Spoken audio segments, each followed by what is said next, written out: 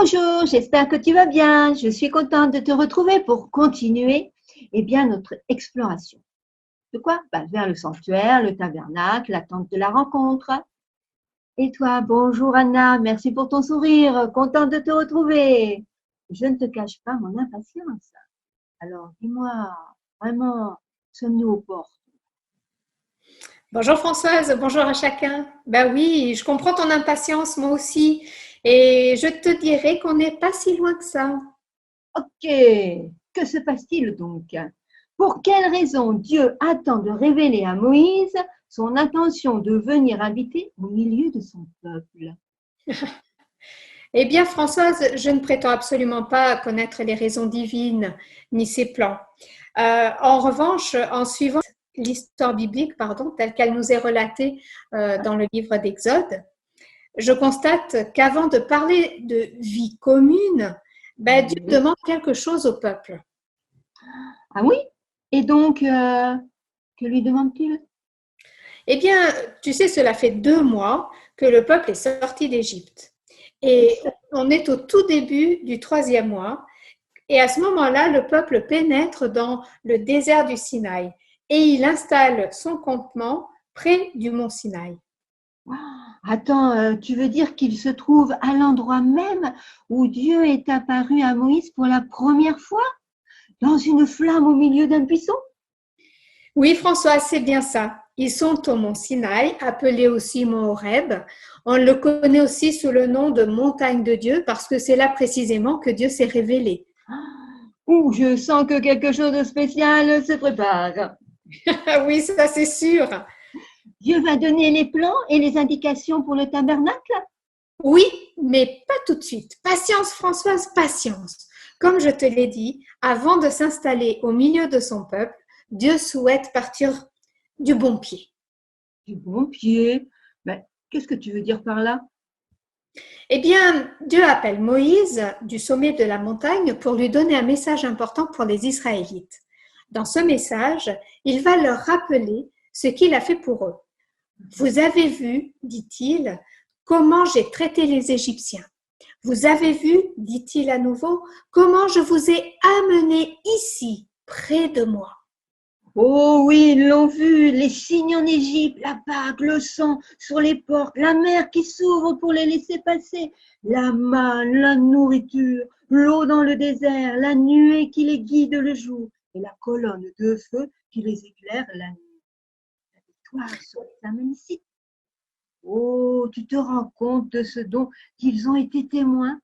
C'est fou quand même. Oui, tu as bien raison. Que de manifestations pour montrer au peuple l'amour que Dieu leur porte. Il s'intéresse à eux et se soucie de leur bien-être. Et il veut qu'ils soient près de lui. Dis-moi, c'est si réconfortant de voir Dieu se manifester ainsi. On peut découvrir un Dieu aimant, attentif et prêt à tout pour ce peuple, du plus petit jusqu'au plus grand. Tu sais, il prend une image magnifique pour illustrer son lien avec le peuple. Il leur dit, par l'intermédiaire de Moïse, bien sûr, je vous ai porté comme un aigle porte ses petits sur son dos. Oh, c'est trop mignon. Mais en quoi est-ce magnifique? Eh bien, vois-tu, les nids des aigles se trouvent toujours perchés sur des falaises à des hauteurs vertigineuses. Et lorsque le petit aiglon doit apprendre à voler, il doit se jeter littéralement dans le vide. Tu imagines bien qu'au début, ces toutes petites ailes sont bien maigrichonnes et pas du tout puissantes pour le porter dans les airs. Mais quelle horreur! Mais dis-moi alors, il s'écrase au sol?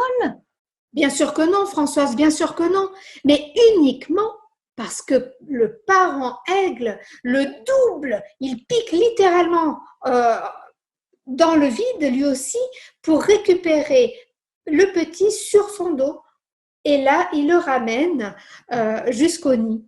À force, le petit va acquérir de la force, il va apprendre à voler et à chaque fois, il va être récupéré par son papa ou sa maman. Oh là là là là là là, que d'enseignements! Tu as raison, Anna, c'est magnifique. Toutes ces expériences de vie que le peuple a vécues avec Dieu. Ce sont autant de sauts dans le vide qu'ils ont dû accepter de vivre en lui faisant confiance. Et chaque fois, pour chaque situation, Dieu les a portés sur son dos. Il fortifie les ailes de leur confiance dans le Seigneur. Il fortifie donc leur foi. Oui, c'est bien cela, Françoise. Nous aussi, nous fortifions notre foi avec chacune des manifestations de la présence de Dieu dans nos vies. Et comme on l'a dit la fois précédente, quand la confiance est là, alors on est prêt à écouter et à mettre en pratique les conseils qu'on reçoit de la part de la personne de confiance, Dieu ici. On sait que c'est bon pour nous puisque déjà par le passé, Dieu a dit et a agi pour notre bien. Et pourquoi est-ce que Dieu leur redit tout cela? Eh bien, il le répète parce qu'il veut faire alliance avec les Israélites. Alliance, alliance, comme un couple qui se marie, qui s'engage pour la vie. Oui, c'est à peu près ça. L'image du mariage revient souvent d'ailleurs, tu sais, dans la Bible, pour illustrer cette relation toute particulière entre Dieu et son peuple. Ici, Dieu veut que le peuple comprenne combien Dieu les aime. Non pas en paroles théoriques, en belles paroles comme on dit, mais en des actes concrets. Il veut que son engagement pour eux soit total. Alors, il leur demande si de leur côté, ils sont prêts aussi à s'engager de la même façon.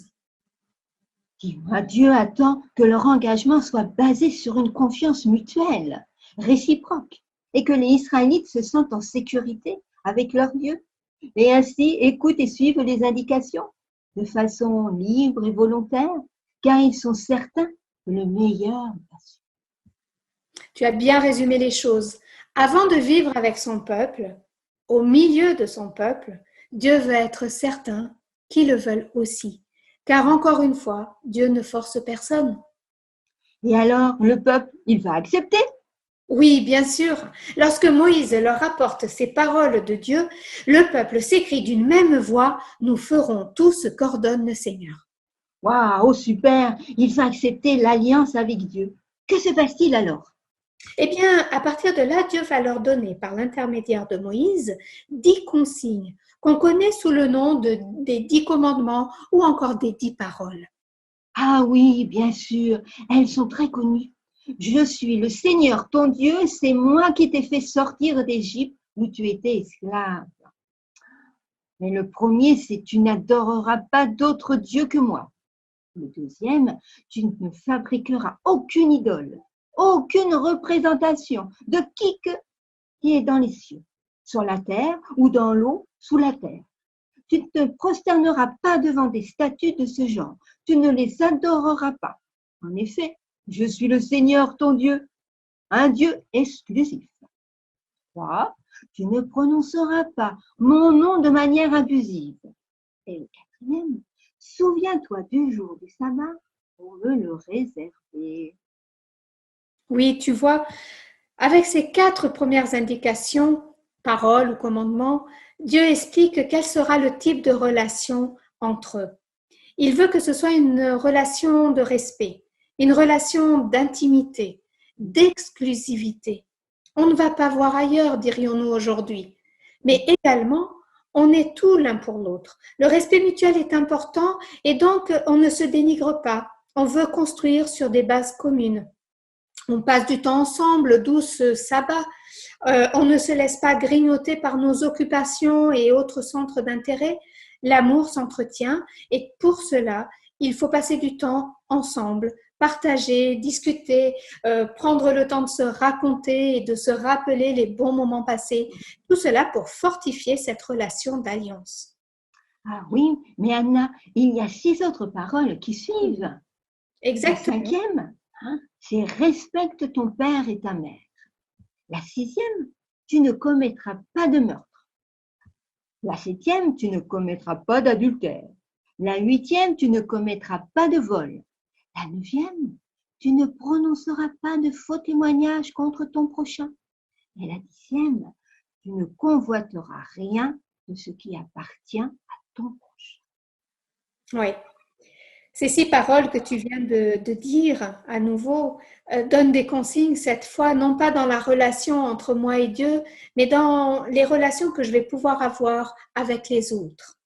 Le respect que Dieu attend pour lui, et qu'il veut nous donner en retour, bien sûr, il le souhaite également pour les autres. Dieu va résumer dans une règle qu'on appelle communément la règle d'or, cette idée. Il dira dans Matthieu 7, ne fais pas à autrui ce que tu ne veux pas qu'on te fasse. Ah, je comprends, Anna, ce que Dieu veut. Construire sur de bonnes bases sa relation avec les Israélites. C'est important de prendre son temps, d'être au clair les uns et les autres. Comme ça, tout le monde sait où il va. Et on se sent alors en sécurité, en confiance, encore plus. C'est tout à fait ça, Françoise. Dieu ne prend personne en traître. Comme avec Adam et Ève, tu te rappelles, il veut une relation libre et consentie. Il ne force personne, mais il espère de tout son cœur qu'on lui dira oui. Mais je crois qu'on s'arrête là, n'est-ce pas, Anna? Oui. Bon, on n'est pas encore à la porte encore. Hein. Il nous faut encore patienter. Bon, j'espère que la prochaine fois, il y aura cette ouverture. En tout cas, merci pour tout cela, Anna. À bientôt. À bientôt.